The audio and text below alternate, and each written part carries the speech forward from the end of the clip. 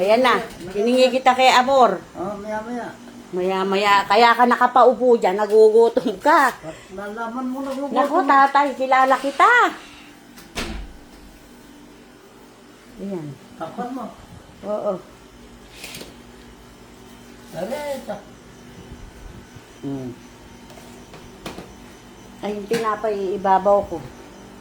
Bukas bibili kita uli ng ng Coco Jam. Kabilis mo namang inubos ng Coco Jam.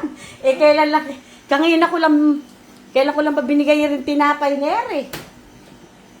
Ako lang mo. Ay? Eh, tatay, ginagawa mo lang palang atang panghimaga si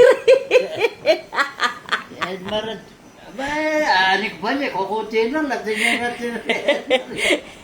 Favorite po ni Lolo B ayan, Coco Jam. Kahit alam tinapay, pinapapak lang niya yan. Kaya nga po siya nadali noon yung huling pagsakit ng gout niya, yung pamamaga, dahil po namapak siya ng peanut butter.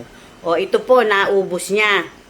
Naubos niya, hindi sumakit ang paa niya. Tinanaman na naman siya. Ha? Makakala, saka na ko lang takaw.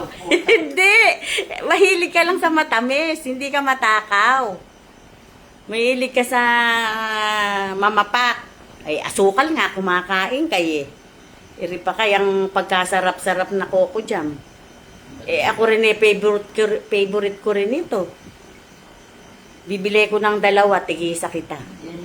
Hindi, mural. Hindi, akin nga isa, tigisa kita. Kasi mauubos na yung peanut butter ko dun sa bahay. Hindi ko na peanut butter. Hindi nga pwede sa peanut butter, kaya nga niremedyohan ko.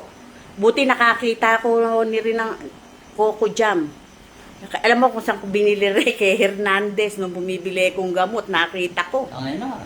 Kay Hernandez, doon sa butika. Nakita ko naka-display. Sabi ko, ay, meron nakakong pampalit sa Coco Jam si Lolo B. Ayan. Yung mga tindera doon kay Hernandez, kilalang kilala ka.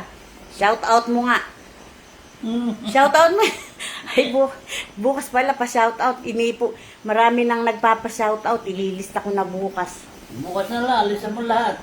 Oo, lilista ko lahat ne. Isa-shout out mo bukas. Babasahin mo. Sige.